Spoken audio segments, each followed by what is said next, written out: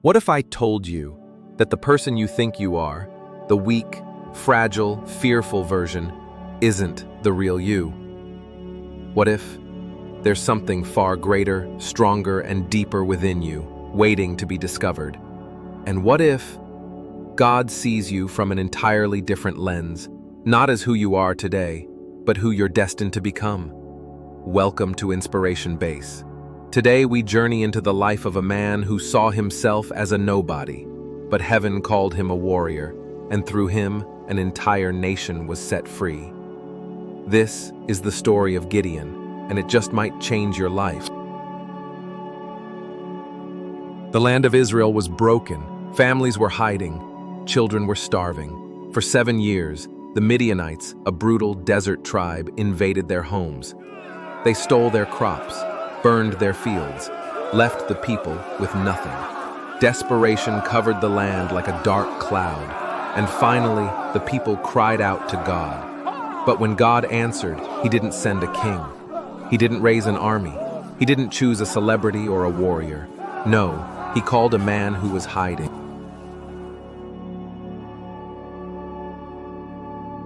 Meet Gideon, a humble man threshing wheat, not on a hill where the wind could help, but in a wine press, hidden deep underground. Why? Because he was afraid. Threshing wheat in the open would have made him a target for the Midianites, so he hid. He survived. He protected what little his family had left. He wasn't bold. He wasn't brave. He was just doing his best. Then suddenly, a voice, a presence. An angel said, "The Lord is with you, mighty warrior." Mighty what? Gideon looked around, confused, startled, maybe even insulted. Was this a joke? He didn't feel mighty. He didn't look like a warrior. But listen to this. God wasn't speaking to who Gideon was. He was speaking to who Gideon would become. Gideon responded, "If the Lord is with us, then why has all this happened? Where are His miracles? Why has He abandoned us?" Have you ever asked that same question? Where is God when everything's falling apart? Why does it feel like I'm alone? It's okay to question, because God still calls. God didn't scold Gideon. He didn't rebuke him for doubting. He simply said, "Go in the strength you have. I am sending you." Gideon didn't feel ready, so he asked for a sign, then another, and another. And guess what? God answered every one. Fire on a rock, dew on a fleece, then dry fleece, wet ground. God isn't looking for perfect people. He's looking for willing hearts. Start with the strength you have.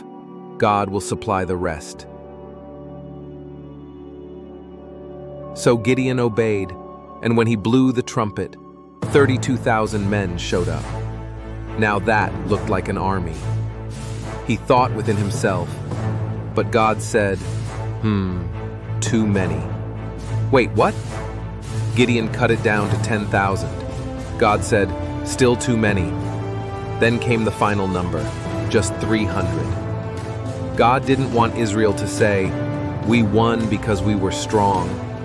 He wanted them to say, "Only God could have done this." Sometimes, God reduces your resources to increase your reliance on Him. Night fell. Gideon's 300 men surrounded the Midianite camp, but they weren't holding swords.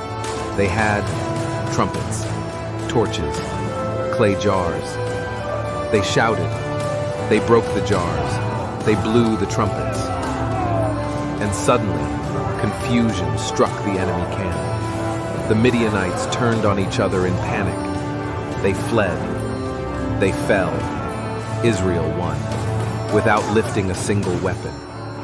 Because one man who once thought he was a coward chose to believe the voice of heaven over the voice of fear. Years later, Gideon sat by a fire, staring at the stars. He remembered the fear, the hiding, the questions, and he realized God didn't need his confidence.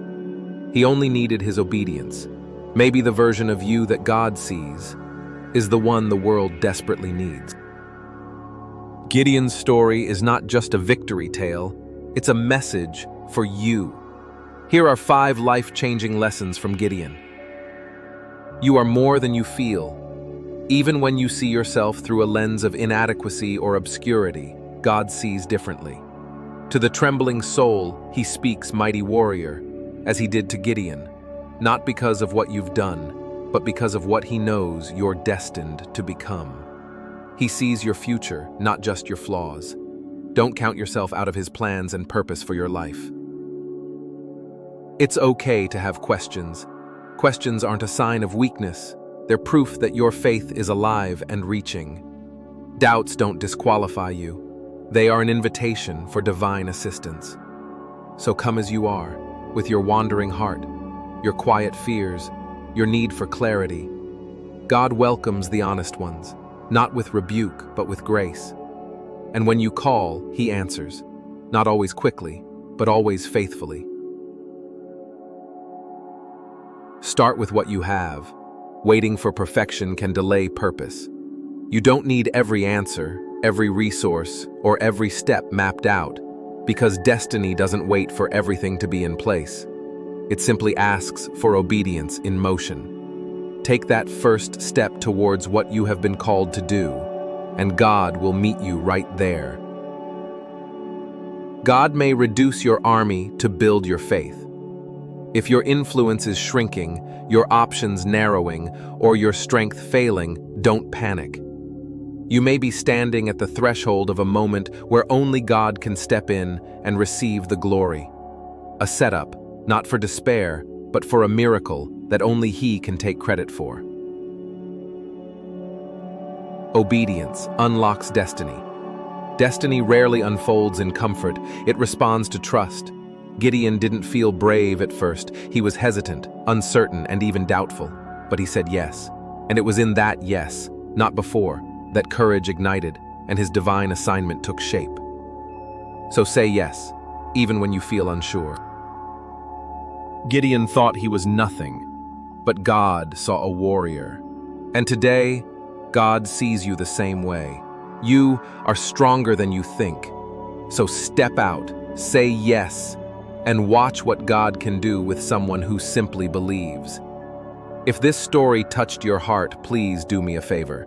Tap like, drop a comment with your favorite lesson, and hit subscribe for more powerful animated stories right here on Inspiration Base.